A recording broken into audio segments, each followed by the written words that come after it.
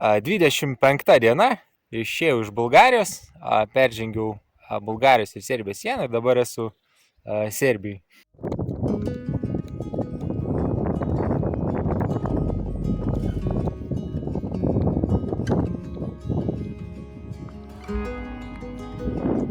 A, 28 diena ir 2 diena Serbijai. Kol kas įspūdžiai labai geri. Aukšti kalnai, aišku, nors didžiąją dalį laikiausi, kalnų slėnį, bet vis tiek, labai gražu. Daug gyvūnijos, kelias lapės mačiau, voverės, driežų labai daug. Tai va, ir žmonės labai kalbus. Tai visi klausia, kur eini, kaip sekas. Tai aišku, aš serbiškai nelabai moku, bet biškai kalba į rusų panašiai, tai keliais žodžiais gali prasimesti. Ir va dabar aš prie tokio kaimo keliuko sėdžiu, valgau ir pravažiavo mašiną irgi paklausė, kur eini, iš kur esi. Ir davė duolaus. Tai va, tai dabar sėdžiu, pavalgiau ir dar alaus atsigersiu. Tai 2 skardinės davė. Vienos skardinės man užteks, nes 2 skardinės tai zigzagais pradėti eiti keliuku. Tai iš tikrųjų Serbija, labai patinka.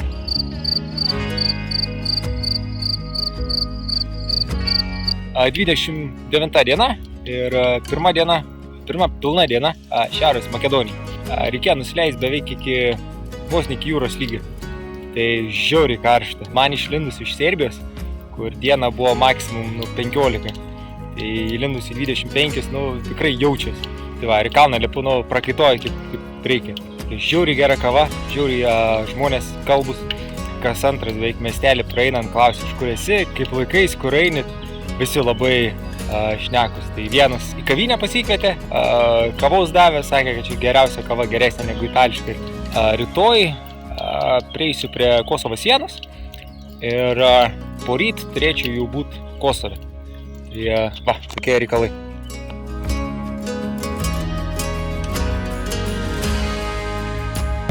30 diena, paskutinė diena Makedonijai ir už manęs jau tikrai mato Šaro kalnai. Kosove būsiu tikriausiai rytoj, šiandien priartėsiu prie sienos, kiek išeina, pernakvosiu ir tada rytoj iš ryto eisiu į Kosovą.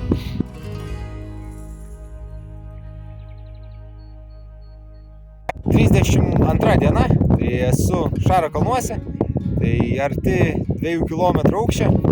Labai džiaugiuosi, kad sniego nėra daug ir tikiuosi kamera užfiksuos vaizdus man už nugaros. Gali būti, kad greitai išnyks, nes matau, kad debesis ateina.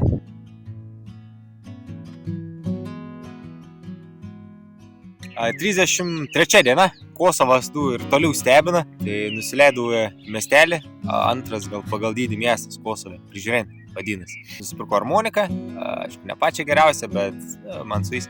Bet šiandien iš miestelio užsukau tokius restoranėlį, kaip priemiesčiuose būna. Greit tik Coca-Colas atsigerti. Davė staliuką man, atnešė Coca-Colas, sakau, tik Coca-Colas. Ir iš jų piniginę traukiu mokėti, sako, ne, sako, nereikia, sako, čia Coca-Cola tau už dyką. Labai nustebino Kosovas. Tai va, nedaug liko iki Albanijos.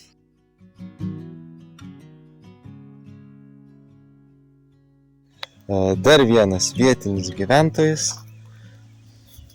Va, eina per kelią. Reikia pagelbėti biškį. Ujujujau, aš tau padėsiu. Kad tau nereiktų. Tada čia nesuvažinėtų. Einam, šičia pagadam. O, čia geresnį lapikis. 35 diena. Tai paskutiniai kilometrai einant per kelią, kokiu 8 kilometrų prasidės kalnų takelis. Greit reikės pradėti vietos, kur ieškotis, kur prigulti. Tai norėtus, aišku, susirasti vietą, kur nesigirdėtų šniokštimo upės. Tai pasižiūrėsiu, kur išeis. Tai va.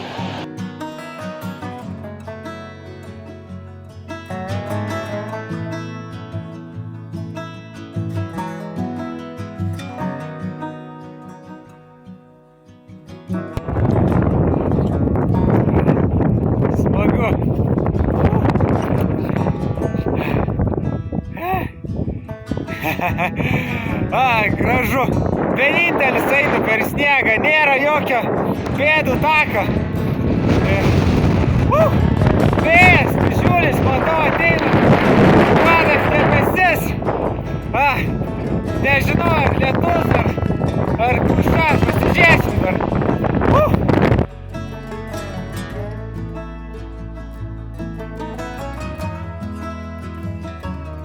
36 diena, tai greit įveisiu į Montenegrą, dar kokie 10 km liko. Praėjau pro kelis, tokius turistų viešbutukus, čia daug yra jų. Vienas gidas pradėjo pakalbint, sako, kur eini, parodžiau maršrutą. Tai pasirodo, mano suplanuotas maršrutas nebuvo labai geras. Aš jau įtariu, kad ten reikės per sniegą makliuoti ir labai stačios vietos yra kelias, kas su sandalais be ledo kirtiklio, nėra gerai. Tai nukreipė mane į kitą maršrutą, kurį aš irgi buvau apgalvojęs, bet jisai veda į 2 km aukštį. Tai aš galvoju, kad jisai iš karto atsirašo, nes jis sniego bus belekiek. Bet jisai sakė, kad geriausias maršrutas, ką dabar galiu gauti. Sakė, bus sniego, bet nebus statu. Tai ir dabar tą maršrutą einu, kuris yra trumpesnis, gal kokias 10 km, tai labai gerai. Ką matau, nėra labai to sniego daug. Kamera, jeigu užfiksuos, tai nėra to sniego daug. Užlipimas jau aiškus, kad įmanomas, bet klausimas nusileidimas. Kaip bus su nusileidimu, tai ta nežinomybė biški nerima kelia, bet kaip visai, kaip nors išsisuksiu.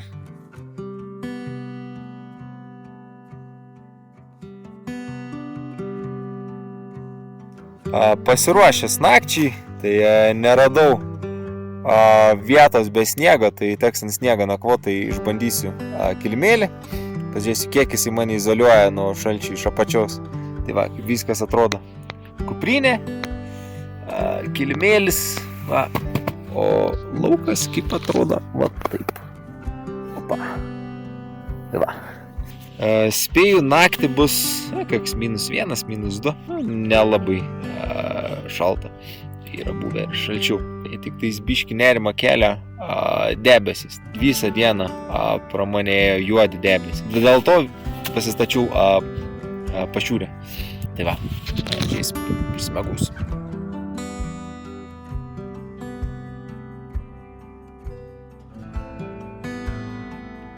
A, 38 diena, tai esu viršukalnį, 2 km 50 metrų gal.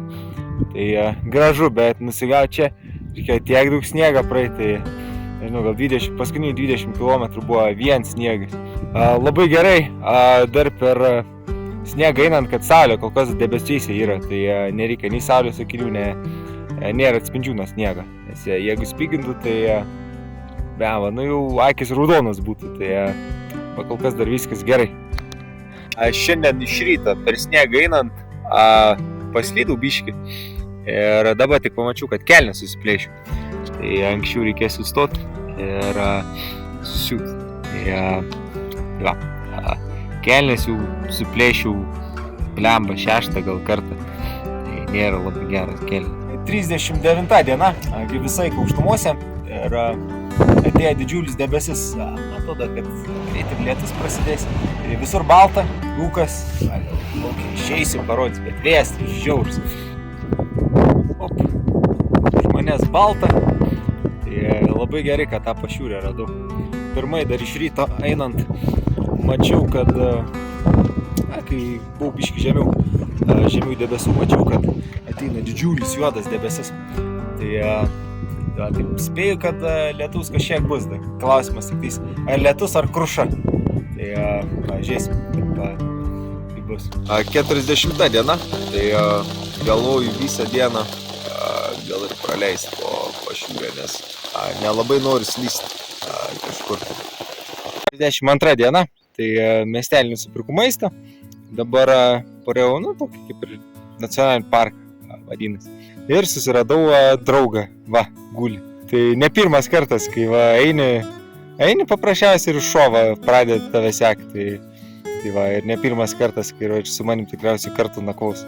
53 diena, tai visą dieną beveik be vandens buvau. Čia buvo vienas vandens šaltinis pažymėtas, bet jo nebuvo. Aš vandens nesinešiu ir galvojau, kad bus tas šaltinis ten užsipildysiu. Tai dabar reikėjo be vandens kažkur 35 km nuveikti. Kas blogiausia, kad po 30 km priėjau ežerą, bet nėra nusileidimo, visur stačios uolos. Dar reikėjo 5 km dar eiti aplink ežerą, kol radau nusileidimą, kur galiu vandens pasimti. O per visą dieną kažkur arti 50 kilometrų nuvėjau, tai žodžiu, jaučiuosi gan pavargęs ir noriu miegą. Tai pašiūrės net nesistatysiu, surizikuosiu, noriu tik tais griūti ir miegoti ir viskas.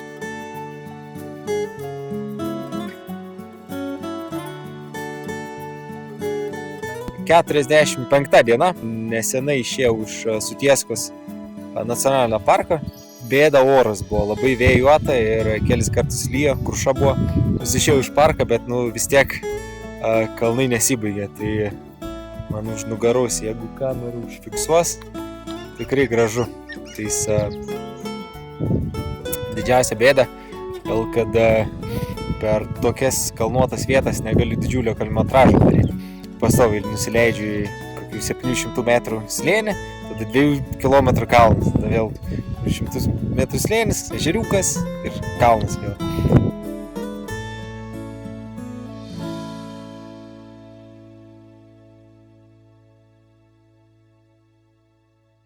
Vakare žiūri pradėjo lyti be jokio įspėjimo. Paprastai būdavo pradėjo krapnuot, tada staigiai pasistatai pašiūrę, bet vakar be jokio perspėjimo iškart pradėjo lyti. Tai kol pasistačiau pašiūrę peršlapo striukė, tai dar aišku paskumon tą pašiūrę stačiau, negerai įtempiau. Vienas šonas plazdeno visą naktį, nuo kurio bėgo vanduo ir jisai taškė visai mane vandenį. Tai po to dar vienas kampas nutrūko, tai žodžiu smagi naktis, bet labai gerai, kad turiu lietpaltį. Įsiviniau savį lietpaltį, tai kad ir taškė, bet vis tiek peršlapu kažkiek, nes lietpaltis nepilnai neperšlampamas, bet išlikau dalinai sausas. 48 diena ir Vyto viršūnė, aukščiausias šitos dienos taškas 1,9 km. Visur kalnai, sniegas, nėra labai vėjuota, kas man patinka. Tai va, gražu.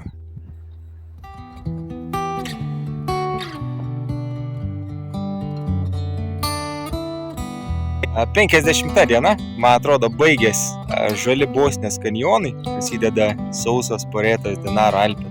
Dabar 10 valandą yra, padariau gal apie 10 km gan lygių slėnių ir dabar tas slėnis baigės ir reikės užlipti. Tai laukia pusę kilometro lipimas, bet paskutinis lipimas prieš miestelį. Tai vienintelis dalykas, ką galvoju, tai maistas.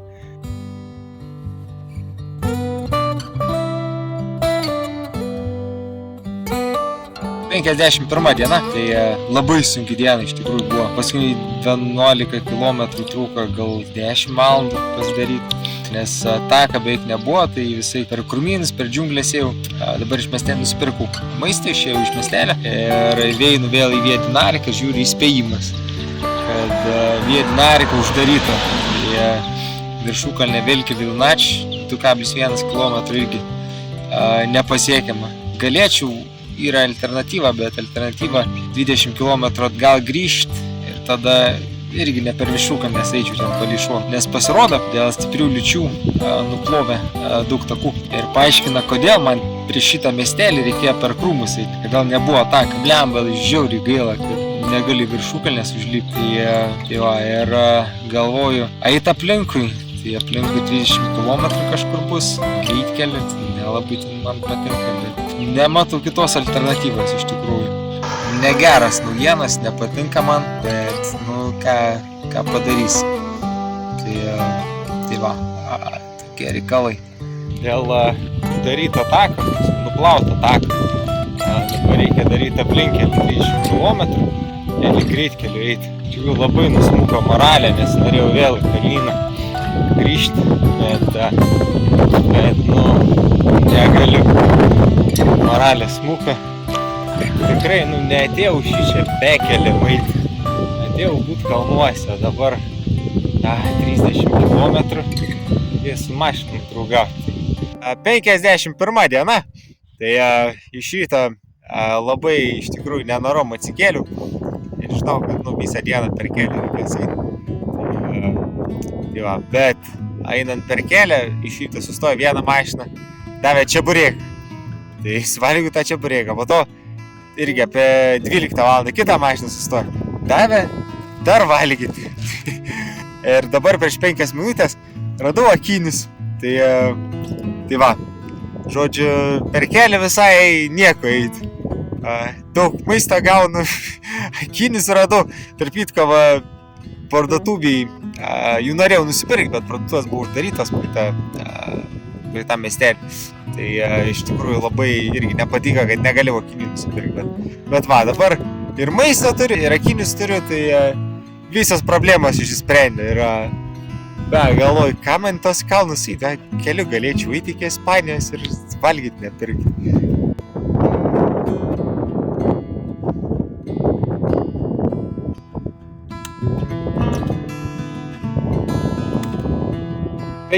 Trečia diena, kai pasiruošiu miegot, išlindo mėnulis, nesistatysiu, jokios pašiūrės, nieko. Tai paprastai labai. Opa.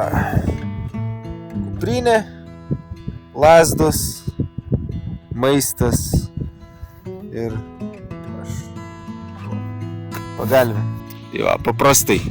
Rytoj iš ryto lengva atsikelt bus, taigi pakylu, viską susidedu į kuprinę ir judu vėl. Tai va, daug mažiau darbo išsikraustyti iš šitos vietos. 54 diena, karšta. Esu visai netoli Kroatijos sienos, apie 15 gal kilometrų iki Kroatijos. Tai va, smagu. 55 diena, dabar esu prie Buško ežero. Galvoju, reikia smaudyti, tai smaudžiu, apsiprausiu ir švarus, gražus eisiu į Kroatiją. Iki Kroatijos sienos lieka gal 10 km. Tai va, smagu biškį pasiplaukėt kažkiek, tai ne tik kojas dirba, bet rankas biškį padirba.